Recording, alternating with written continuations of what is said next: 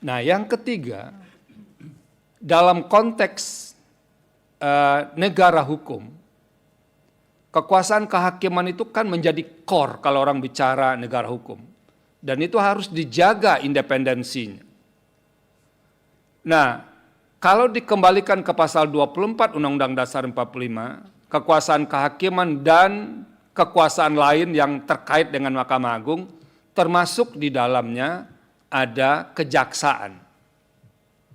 Nah, seberapa jauh ahli bisa menjelaskan masuknya TNI ke jabatan-kejabatan yang ada di lingkup pasal 24 itu dalam konteks menjaga kemandirian kekuasaan kehakiman dalam bingkai negara hukum Indonesia.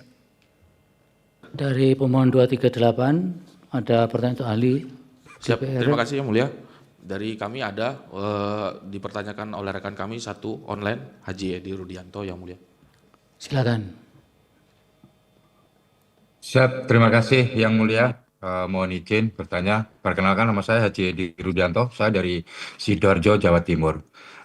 Sedikit saya ingin mengajukan sebuah pertanyaan dan sedikit prolog dengan jabatan sipil dengan jabatan militer yang diemban oleh prajurit TNI Angkatan. Jadi dengan kita memperbandingkan kemarin dengan guru honorer yang ditahan, pertanyaan saya, dari perspektif etika publik, manakah yang lebih mencederai integritas institusi, pejabat tinggi yang merangkap banyak posisi strategis atau guru honorer yang merangkap bekerja menjadi pendamping desa yang demi memenuhi kebutuhan hidup? Terima kasih Yang Mulia. Baik, dari Majelis Hakim. Terima kasih ahli yang sudah menjelaskan beberapa hal. Pertama, saya mau klarifikasi dulu.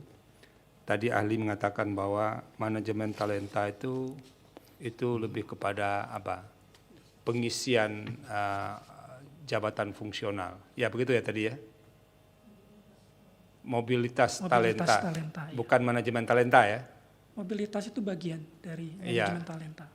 Tapi nanti kalau saya salah ya, kalau manajemen talenta itu kan juga untuk struktural ya, tidak hanya untuk fungsional.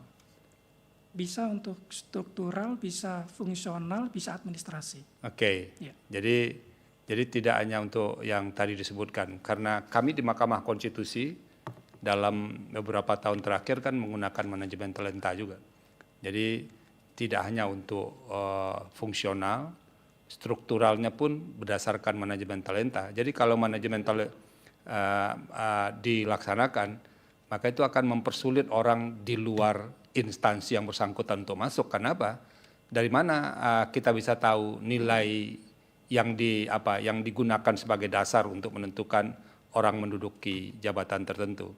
Nah, ini tolong kalau satu instansi sudah melaksanakan manajemen talenta, apakah ketentuan yang membuka ruang kepada TNI itu masih bisa diterima atau tidak dalam konsep manajemen talenta? Itu satu. Yang kedua, saya ingin dapat pengayaan dari ahli. Kalau kita kembalikan ke salah satu konsep HTN dan HAN dalam pengertian yang paling klasik itu, HTN itu kan dikatakan konsep negara dalam keadaan diam. Lalu HAN itu negara dalam keadaan bergerak, start in behogging. Kalau yang dalam keadaan diam, start in rust. Nah, saya ingin dapat pengayaan dari ahli. Bagaimana ahli menjelaskan norma dalam Undang-Undang TNI yang memungkinkan prajurit aktif itu menempati posisi-posisi tertentu di jabatan sipil, dikaitkan dengan pasal di konstitusi yang mengatur soal fungsi TNI itu dari pasal 30 ayat 3 itu. Kalau pasal 30 ayat 3 ini kita kaitkan dengan TAP MPR nomor 7 tahun 2000 yang mengatakan oke, kalau ada TNI itu harus pensiun dari jabatannya di TNI. Jadi saya coba cek bunyi TAP MPR itu eksplisit mengatakan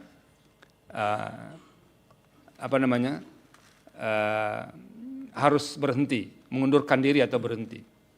Nah, kalau kita lihat dari sekuen waktu, Saudara Ali, ini ada pasal 34 itu kan disetujui dalam perubahan kedua. Tanggalnya tanggal 18 Agustus tahun 2000. Kemudian 4 tahun berikutnya muncullah Undang-Undang TNI. Nah, Undang-Undang TNI itu kemudian membuka batasan itu dengan menentukan secara ketat instansi mana saja yang boleh dimasuki. Bagaimana ahli menjelaskan ini dalam konteks semangat atau spirit yang ada dalam pasal 30 ayat 3 dikaitkan dengan TAP MPR yang itu harinya sama, Saudara Ali. Jadi pengesahan pasal 34 itu perubahannya tanggal 18 Agustus, TAP MPR itu juga tanggal 18 Agustus. Jadi kalau dibaca putusan 114 tidak bisa dipisahkan apa yang disebut dalam TAP MPR dengan apa yang ada dalam konstitusi. Sekalipun sekarang TAP MPR itu berdasarkan TAP MPR nomor 7 tahun 2000 itu berdasarkan TAP MPR 1 tahun 2003 itu kan sudah diklasifikasikan ke dalam beberapa kelompok termasuk TAP MPR ini.